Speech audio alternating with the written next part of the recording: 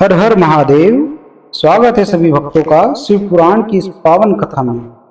तो आज हम शुरू करते हैं अध्याय 12 विद्येश्वर संहिता का, जिसका सार है मोक्षदायक पुण्य क्षेत्रों का वर्णन, काल विशेष में विभिन्न नदियों के जल में स्नान के उत्तम फल का निर्देश तथा तीर्थों में पाप से बचे रहने की चेतावनी। सूत जी बोले, विद्वान एवं बुद्धिमान महर्षियों, मोक्षदायक शिव क्षेत्रों का वर्णन सुनो। तत्पश्चात मैं लोक रक्षा के लिए शिव संबंधी आगमों का वर्णन करूंगा। पर्वत, वन और कानों सहित इस पृथ्वी का विस्तार 50 करोड़ योजन है। भगवान शिव की आज्ञा से पृथ्वी संपूर्ण जगत को धारण करके स्थित है।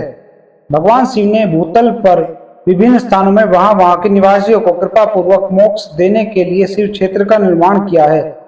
कुछ क्षेत्र ऐसे हैं जिन्हें देवताओं तथा ऋषियों ने अपना वास स्थान बनाकर अनुग्रहित किया है, इसलिए उनमें तीर्थत्व प्रकट हो गया है। तथा अन्य बहुत से तीर्थ क्षेत्र ऐसे हैं जो लोगों की रक्षा के लिए स्वयं प्रादुर्भूत हुए हैं। तीर्थ और क्षेत्रों में जाने पर मनुष्य को सदा स्नान, दान और जप आदि करना चाहिए, अन्यथा वह रोग, दरिद्रता तथा मूर्खता आदि दोषों का भागी होता है। जो मनुष्य इस भारतवर्ष के भीतर मृत्यु को प्राप्त होता है, वह अपने पुण्य के फल से ब्रह्मलोक में वास करके पुण्य क्षय के पश्चात पुनः मनुष्य योनि में ही जन्म लेता है। पापी मनुष्य पाप करके दुर्गति में ही पड़ता है। ब्राह्मणों, पुण्य क्षेत्र में पाप कर्म किया जाए तो वह और भी दृढ़ हो जाता है। अतः पुण्य क्षेत्र में निवास करते समय सूक्ष्म से सूक्ष्म अथवा थोड़ा सा भी पाप न करे। सिंधु और सतलज नदी के तट पर बहुत से पुण्य क्षेत्र हैं। सरस्वती नदी परम पवित्र है और 60 मुख वाली कही गई है, अर्थात उसकी 60 धाराएं हैं। विद्वान पुरुष सरस्वती के उन धाराओं के तट पर निवास करे तो वह क्रमशः ब्रह्म पद को पा लेता है। हिमालय पर्वत से निकली हुई पुण्य लीला गंगा 100 मुख वाली नदी है। उसके तट पर काशी, प्रयाग आदि अनेक पुण्य क्षेत्र है। वहां मकर राशि के सूर्य होने पर गंगा की तटभूमि पहले से भी अधिक प्रशस्त एवं पुण्यदायक हो जाती है। सोनभद्र नदी की 10 धाराएं हैं। वह बृहस्पति के मकर राशि में आने पर अत्यंत पवित्र तथा अभिष्ट फल देने वाली हो जाती है। उस समय वहां स्नान और उपवास करने से विनायक पद की प्राप्ति होती है। पुण्य सलीला महान नदी नर्मदा के 24 मुख हैं। उसमें स्नान तथा उसके तट पर निवास करने से मनुष्य को वैष्णव पद की प्राप्ति होती है। तमसा के 12 तथा रेवा के 10 मुख हैं। परम पुण्य में गोदावरी के 21 मुख बताए गए हैं। वह ब्रह्म हत्या तथा गोवध के पाप का भी नाश करने वाली है एवं रुद्रलोक देने वाली है। कृष्णवेणी नदी का जल बड़ा पवित्र है। वह नदी समस्त पापों का नाश करने वाली है। उसके 18 मुख बताए गए हैं तथा वह विष्णु लोक प्रदान करने वाली है। तुंगभद्रा के 10 मुख है। वह ब्रह्मलोक देने वाली है। पुण्य सलीला स्वर्ण मुखरी के 9 मुख कहे गए हैं। ब्रह्मलोक से लौटे हुए जीव उसी के तट पर जन्म लेते हैं। सरस्वती नदी, पंपा सरोवर, कन्याकुमारी, अंतरिक्ष तथा शुभकारक श्वेत नदी, ये सभी पुण्य क्षेत्र हैं। इनके तट पर निवास करने से इंद्रलोक की प्राप्ति होती है। सह्य पर्वत से निकली हुई महानदी कावेरी परम पुण्यमयी है। उसके 27 मुख बताए गए हैं। वह संपूर्ण अभीष्ट वस्तुओं को देने वाली है। उसके तट स्वर्गलोक की प्राप्ति कराने वाले तथा ब्रह्मा और विष्णु का पद देने वाले हैं। कावेरी के जो तट शैव क्षेत्र के अंतर्गत हैं, वे अभिष्ट फल देने के साथ ही शिवलोक प्रदान करने वाले भी हैं। नैमिषारण्य तथा बद्रिकाश्रम में सूर्य और बृहस्पति के मेष राशि में आने पर यदि स्नान करे तो उस समय वहां किए गए स्नान, पूजन आदि को ब्रह्मलोक की प्राप्ति कराने वाला जानना चाहिए।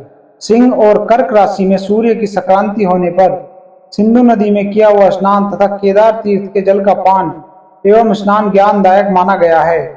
जब बृहस्पति सिंह राशि में स्थित हो उस समय सिंह की संक्रांति से युक्त भाद्रपद मास में यदि गोदावरी के जल में स्नान किया जाए तो वह शिवलोक की प्राप्ति कराने वाला होता है। ऐसा पूर्व काल में स्वयं भगवान शिव ने कहा था। जब सूर्य और बृहस्पति कन्या राशि में स्थित हों तब यमुना और सोनभद्र में स्नान करे।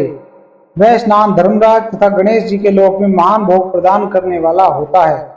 यह महर्षियों की मान्यता है। जब सूर्य और बृहस्पति तुला राशि में स्थित हों उस समय कावेरी नदी में स्नान करे। वह स्नान भगवान विष्णु के वचन की महिमा से संपूर्ण अभिष्ट वस्तुओं को देने वाला माना गया है। जब सूर्य और बृहस्पति वृश्चिक राशि पर आ जाए तब मार्गशीर्ष के महीने में नर्मदा में स्नान करने से श्री विष्णु लोक की प्राप्ति हो सकती है। सूर्य और बृहस्पति के धनराशि में स्थित होने पर सुवर्णमुखी नदी में किया हुआ स्नान शिवलोक प्रदान करने वाला होता है। जैसा कि ब्रह्मा जी का वचन है, जब सूर्य और बृहस्पति मकर राशि में स्थित हों उस समय माघ मास में गंगा जी के जल में स्नान करना चाहिए। ब्रह्मा जी का कथन है कि वह स्नान शिवलोक की प्राप्ति कराने वाला होता है। शिवलोक के पश्चात ब्रह्मा और विष्णु के स्थानों में सुख भोगने पर अंत में मनुष्य को ज्ञान की प्राप्ति हो जाती है।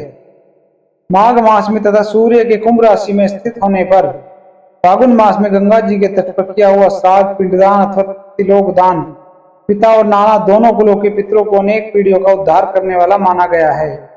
सूर्य और बृहस्पति जब मीन राशि में स्थित हों तब कृष्णवेणी नदी में किए गए स्नान की ऋषियों ने प्रशंसा की है। उन महीनों में पूर्वोक्त तिथि में किया हुआ स्नान इंद्र पद की प्राप्ति कराने वाला होता है। विद्वान पुरुष गंगा अथवा कावेरी नदी का आश्रय लेकर तीर्थवास करे। ऐसा करने से तत्काल किए हुए उन पाप का निश्चय ही नाश हो जाता है।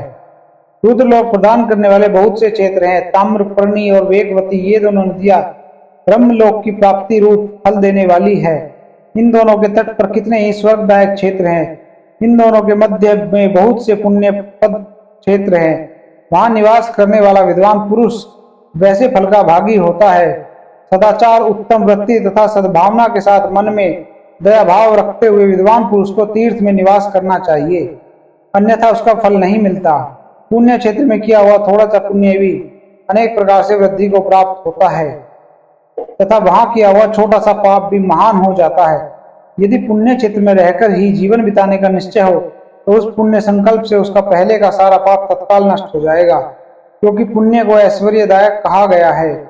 ब्राह्मणों, तीर्थवास जनित पुण्य कायिक, वाचिक और मानसिक सारे पापों का नाश कर देता है।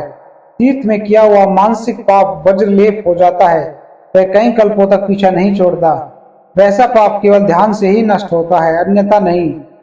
वाचिक पाप जब से तथा कायिक पाप शरीर को सुखाने जैसे कठोर तप से नष्ट होता है। अतः सुख चाहने वाले पुरुष को देवताओं की पूजा करते और ब्राह्मणों को दान देते हुए पाप से बचकर ही तीर्थ में निवास करना चाहिए। इसी प्रकार अध्याय 12 समाप्त होता है। प्रेम से बोलिए हर हर महादेव।